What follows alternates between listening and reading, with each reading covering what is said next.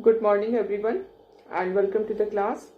We are doing the previous year questions from chapter New Centers of Power, which is your syllabus for paper 3, RT3 का paper 3 का syllabus है this New Centers of Power. And as we have discussed in the previous class that many new topics have been added in this chapter, so you have to keep in mind all these things. And in this chapter we were discussing European Union, and under this European Union we were discussing one of the most important questions, that is how European Union came into existence. And in this regard we have seen that this European Union, the process of making of European Union started with the end of the Second World War.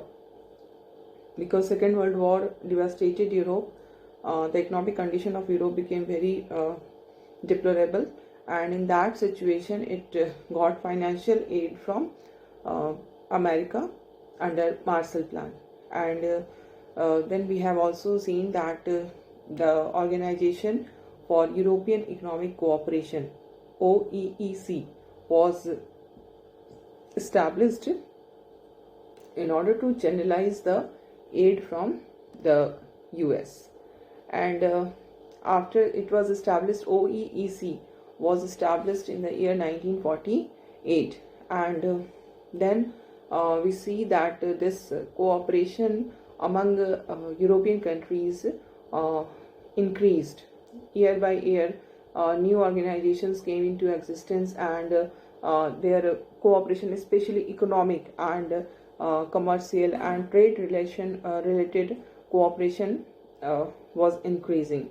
And in this regard we see that in the year 1951 we have discussed all these things, है ना? This six European countries signed a treaty, and thus European Coal and Steel Community came into existence. Then in the year 1957, EEC, European Economic Council, European Economic Community came into existence by signing a treaty at Rome. And then we see that originally in the EEC 6 countries were there, that like West Germany, France, then Luxembourg, Belgium, Netherlands, Italy. These were the countries who were the original members of EEC. But after that the number of member countries kept increasing, and then we see that in the year 1985 a very important agreement was signed among the European countries, and that was Schengen Agreement 1985, which eradicated, which abolished all the border controls, which means there is no need of visa for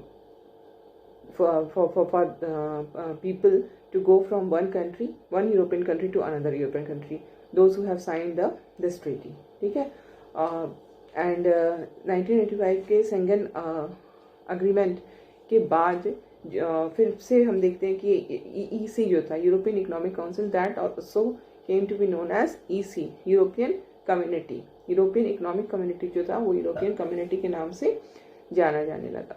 और उसके बाद हम देखते हैं कि इसी में एक इम्पॉर्टेंट इवेंट होता है, that is unification of Germany in the year 1990. अक्टूबर 1990 में जर्मनी का यूनिफिकेशन होता है. ईस्ट जर्मनी और वेस्ट जर्मनी जो है वो एक हो जाते हैं.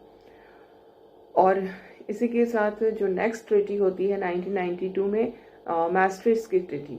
maastricht की जो ट्रीटी होती है, उस ट्रीटी में हमारा EU का जो है वो एग्जिस्टेंस में आ जाता है. ये ट्रीटी हुई थी 1992 के फरवरी में. ओके, तो पहली चीज़ जो हमने इसमें डिस्कस किया जिसके बारे में, वो था मार्शल प्लान.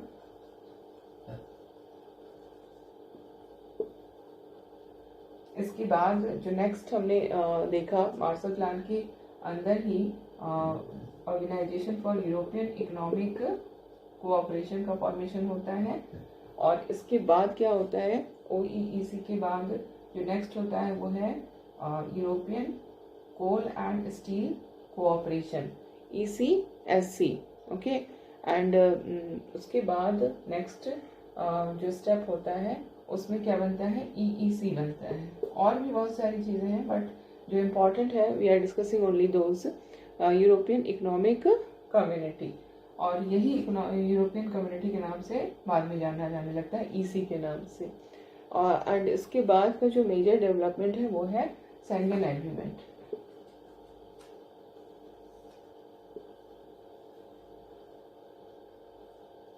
जो कि 1985 में होता है, ठीक है। देन जो नेक्स्ट इम्पॉर्टेंट इवेंट है that is treaty of maastricht,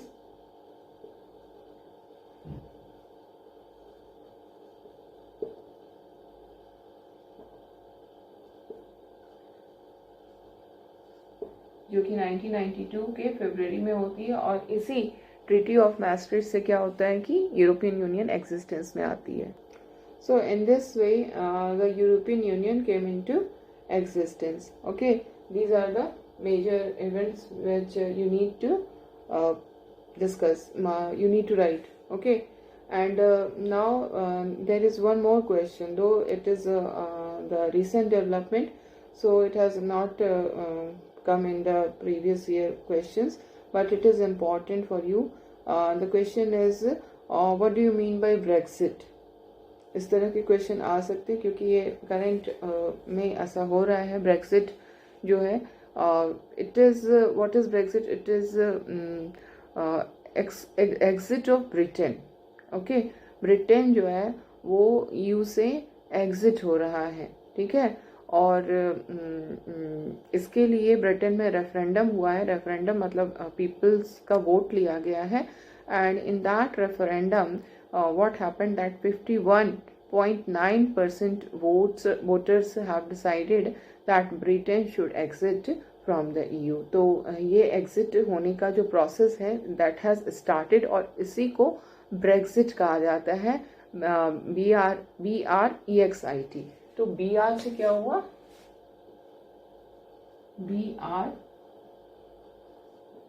BREXIT।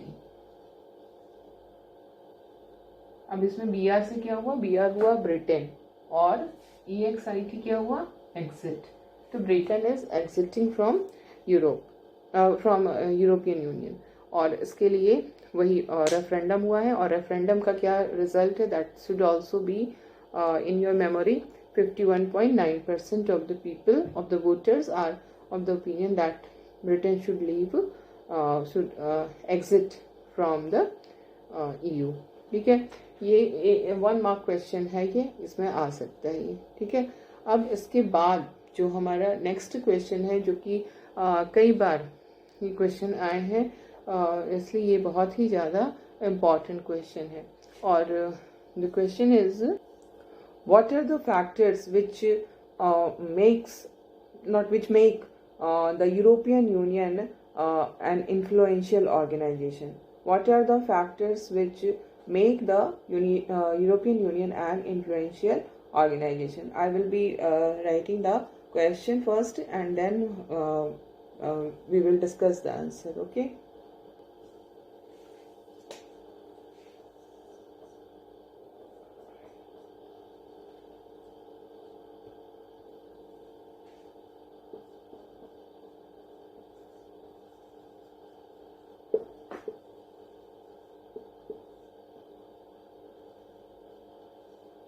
Explain the factors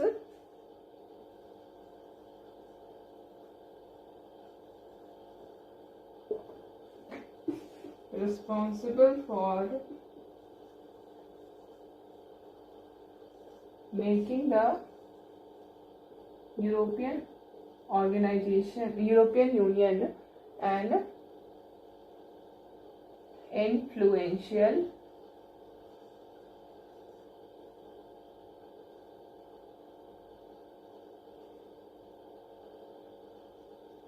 organization.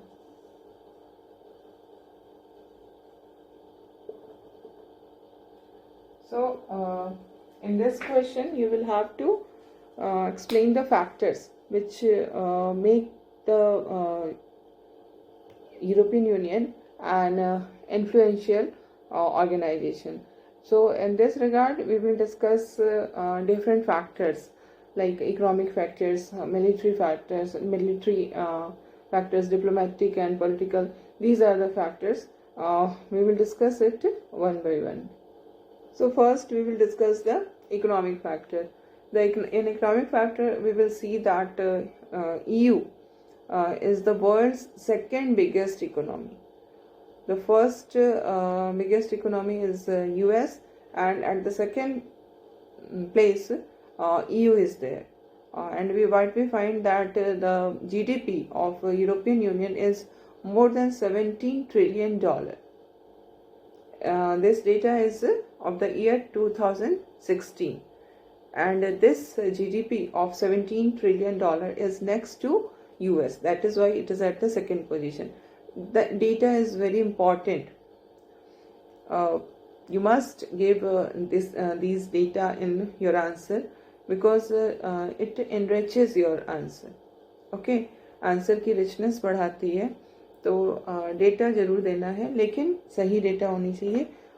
इसको याद करना होगा. ठीक है, एक चैप्टर के अंदर जितने भी फैक्ट्स हैं, उन सारे फैक्ट्स को अगर एक जगह लिख लिया जाए तो फिर आपको उसको याद करना आसान होगा. You can go through the facts of a particular chapter every day. तो उससे क्या होगा कि चीज़ें याद होती जाएंगी. तो उस तरह से फैक्ट्स को याद कर लेना बेटर होगा. You have time, you can do it, है ना. तो जैसे $17 ट्रिलियन इसकी जीडीपी है ईयू की, जो कि सेकंड बिगेस्ट है. ये 2016 का डेटा है. ये चीज़ें आपके आंसर में आनी चाहिए. ओके, तो इस तरह से ये देखते हैं. फिर अगर हम जीडीपी देखा हमने, फिर अगर हम इसकी करेंसी को देखें, यूरोपियन यूनियन की जो करेंसी है वो यूरो है. तो जो करेंसी है वो काफ़ी स्ट्रॉन्ग करेंसी है. और अगर यूएस डॉलर को कोई जिसको हम कह सकते हैं कि काउंटर करने वाला अगर कोई है तो वो यूरो ही है. ठीक है, तो यूरो जो एक यूरोपियन यूनियन की जो करेंसी है उसकी भी स्ट्रॉन्ग कंडीशन है. देन अगर इकोनॉमिक फैक्टर्स में हम दूसरी चीज़ों को देखें, जैसे कि ट्रेड भी जो है, वर्ल्ड ट्रेड में जो ईयू का शेयर है वो यूएस के शेयर से ज़्यादा है. वर्ल्ड ट्रेड में यूएस का जितना शेयर है उससे ज़्यादा शेयर यूरोपियन यूनियन का शेयर है वर्ल्ड ट्रेड में.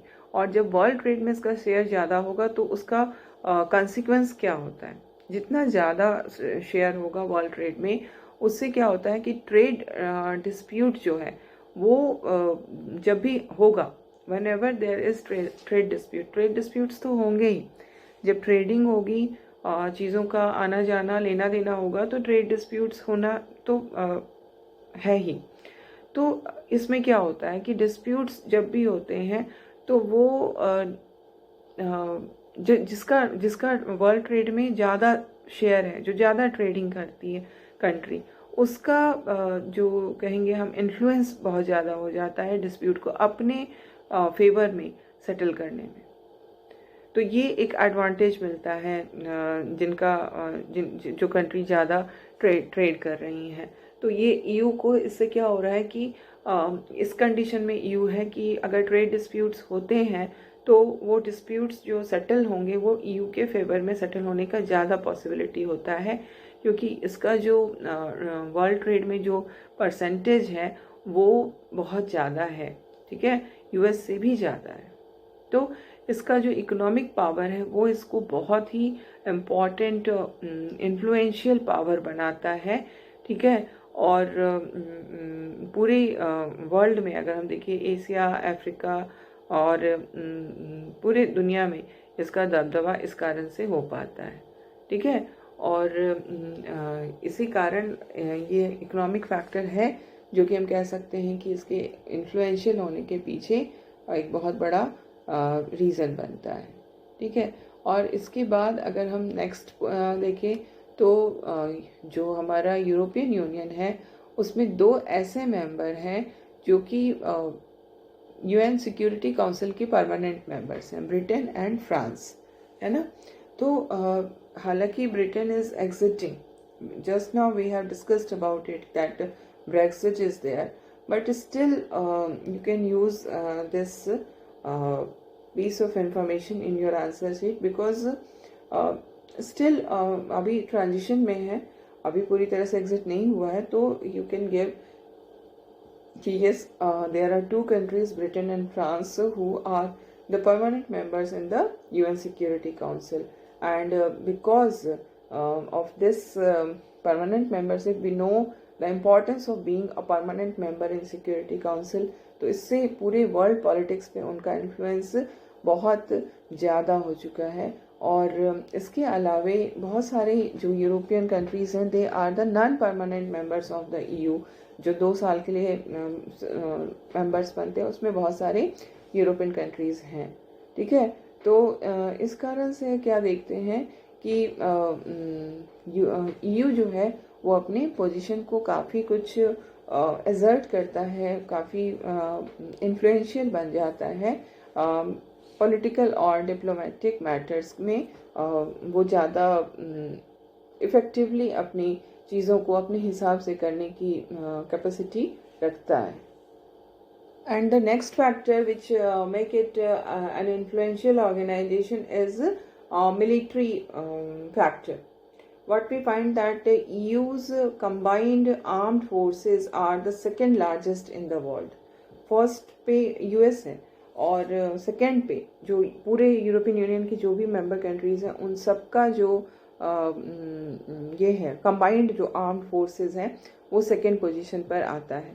ठीक है, और डिफेंस पे जितना इसका पूरे कंट्रीज मिल करके जो टोटल स्पेंडिंग करते हैं वो सेकेंड है आफ्टर यूएस. यूएस सबसे ज़्यादा स्पेंड करता है डिफेंस मैटर्स पे, एंड यूएस के बाद जो स्पेंड करता है वो यूरोपियन यूनियन है, सारी कंट्रीज मिल करके कंबाइंड. ठीक है, और इसके अलावा जो 2 यूरोपियन यूनियन के अंदर जो 2 मेंबर हैं like Britain and France, they are the nuclear powers and that is why they are the permanent member in the security council. तो ये जो न्यूक्लियर पावर्स हैं इनके पास न्यूक्लियर आर्सेनल है, और इस न्यूक्लियर आर्सेनल में approximately 550 nuclear warheads is there.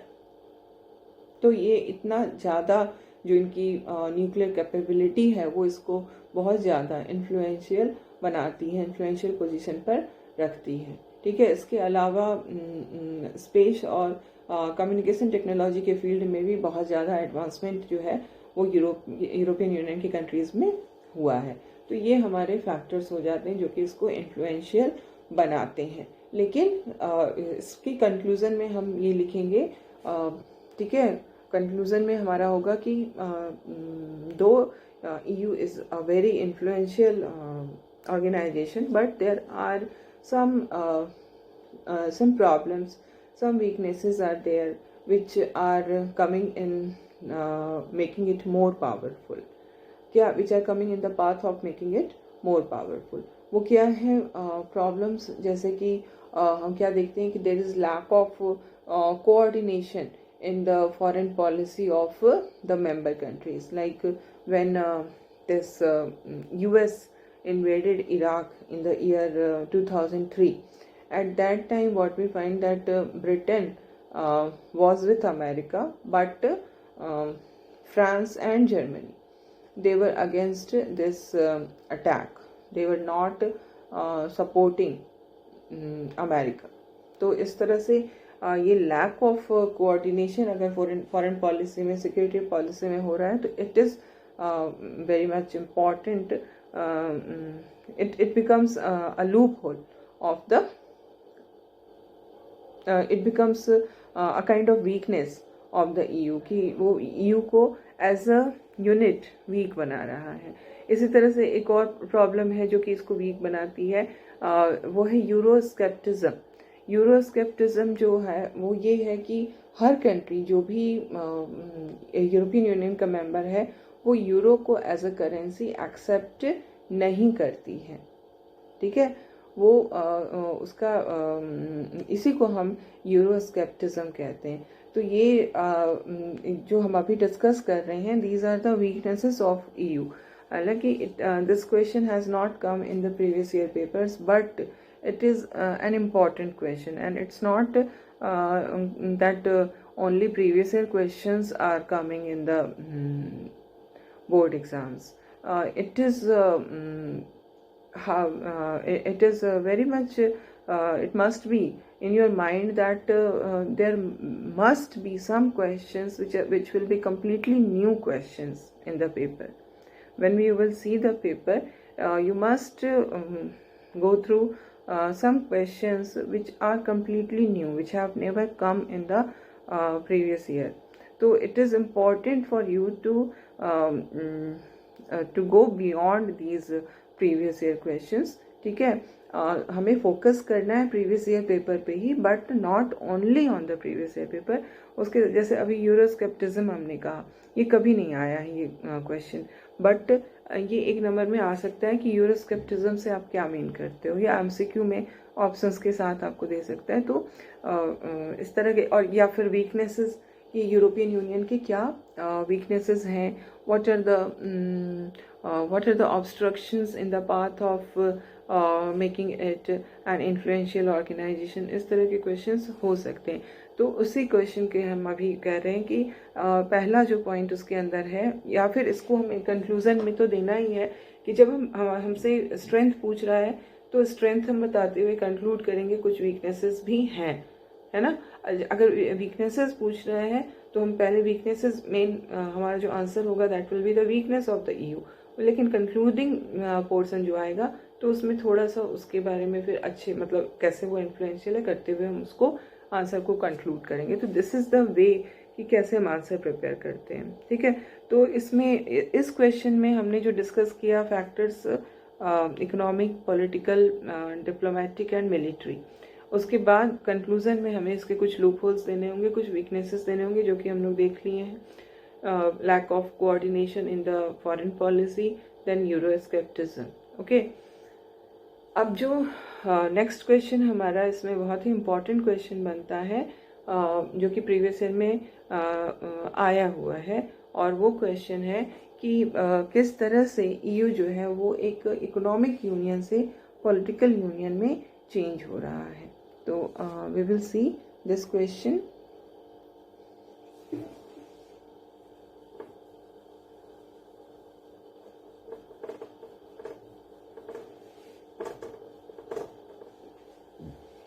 So the question is,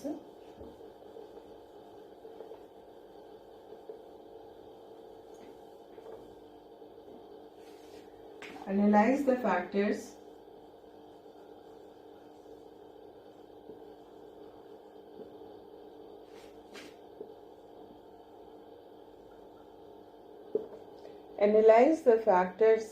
for evolving the European Union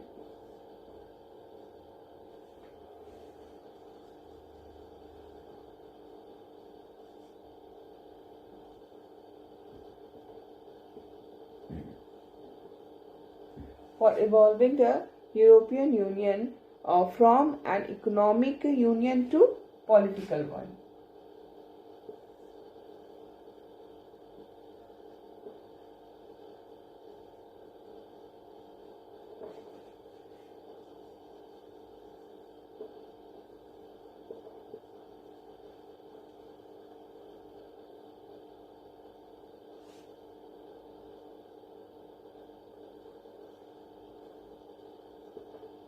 okay, तो यहाँ पर जो क्वेश्चन है, पहले you must understand the question. The question is कि what are the factors which are responsible for making European Union a political union. It started from an economic union, but now it has evolved as a political union. So what are the factors which are making it a political union from a economic union? ठीक है, तो इसमें अब हम लोग उन factors को देखेंगे, डिस्कस करेंगे, जो कि इसको एक इकोनॉमिक यूनियन से पॉलिटिकल यूनियन में इवॉल्व करते हैं. So what we find that the European Union actually it started as an economic union. The purpose was only economic cooperation, and the purpose was to achieve the economic growth and development of the member countries. But actually what we find that gradually it is evolving in a political union now, because what we find that this European Union has started to act like a political unit, like a nation state, जैसे एक country की तरह ये behave करना start कर दी है. And for that purpose only, in order to make it more stronger as a political unit, an attempt was made to make a common constitution for all the member countries, though it was not a successful attempt. The countries were not successful in making one single constitution for all the member countries, but what we find that there is many things in common, like they have their own flag. One flag is for European Union, then anthem is also there for European Union, and founding date is there. The date is celebrated every year. Then currency, the common currency is there. So these are the efforts which are making it a political organization, a political union. Okay, and then again we see that the member countries have a common, they try to have a common foreign and security policy, so that they should be treated as a single unit. That is the main aim. So that is why this is done कि उनका common foreign और security policy होना चाहिए.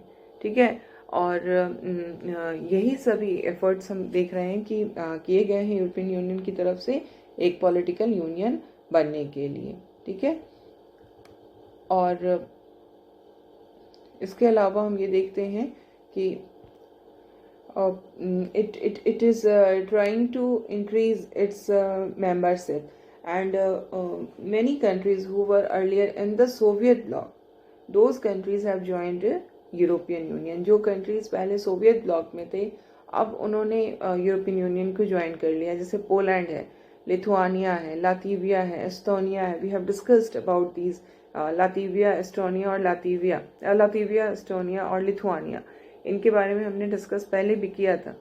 तो ये जो countries हैं जो कि पहले सोवियत ब्लॉक में थे, अब ये सारे कंट्रीज जिनका हमने नाम लिया है, Estonia, Lithuania and Latvia, then Poland है, चेक है, स्लोवेकिया है, ये सारे जो पहले सोवियत यूनियन के इन्फ्लुएंस में थे, वो सब अब ईयू के मेंबर बनते जा रहे हैं. ठीक है, तो इस तरह से हम देखेंगे कि ईयू जो है वो एक पॉलिटिकल यूनियन के फॉर्म में इवॉल्व कर रहा है. This is your answer. और इसके अलावे जो इसमें एक नंबर का बहुत ही इंपॉर्टेंट क्वेश्चन बनता है वो है Marshall plan. What do you mean by Marshall plan? तो वो तो हम लोग उसको डिस्कस कर चुके हैं, उसमें कोई प्रॉब्लम नहीं है. देन जो एक नंबर का और क्वेश्चन बनता है वो है Schengen agreement. What is Schengen agreement? तो शेंगन एग्रीमेंट जो है वो कब हुआ था? 1985 में हुआ था. और इस एग्रीमेंट से क्या इसका कंसिक्वेंस हुआ? इसका कंसिक्वेंस ये हुआ कि बॉर्डर कंट्रोल्स जो थे वो पूरी तरह से एंड कर जाते हैं. और इसमें कौन कौन से जो कंट्रीज थे उन्होंने ज्वाइन किया था, जो भी ईसी के मेंबर थे. ईसी मतलब यूरोपियन कम्युनिटी जो इस समय तक बन चुकी थी, जो भी यूरोपियन कम्युनिटी के मेंबर थे वो सभी शेंगन एग्रीमेंट को साइन किया है. ठीक है, तो ये हमारा हो गया एक नंबर का क्वेश्चन. देन मास्टर्स ट्रीटी भी बहुत ही इम्पॉर्टेंट है, क्योंकि मास्टर्स की जो ट्रीटी है that is the treaty by which this European union came into existence. है ना, ये कब हुआ था? ये फरवरी 1992 में हुआ था. तो this is also very important, जो कि 1 मार्क में आ सकता है. फिर ब्रेक्सिट तो हमने डिस्कस कर ही लिया है. तो इस तरह के जो क्वेश्चंस हैं वो हमारे लिए बहुत ज़्यादा इम्पॉर्टेंट है. And I always told you that your answer should never start with point. Your answer must start with an introduction. Introduction must be there. 2 to 3 sentences must be there about the topic. Whatever question is there, उसके बारे में एक आपको background तैयार करना है. दो तीन सेंटेंसेस में, देन आपका मेन आंसर का पार्ट होना चाहिए और फिर लास्ट में कंक्लूडिंग पार्ट होना चाहिए, तब आपका आंसर जो है वो कंप्लीट होगा। ठीक है, इसलिए introduction and then main answer and then conclusion, that is very important. So this is all for today. Now we will discuss other questions in the next class.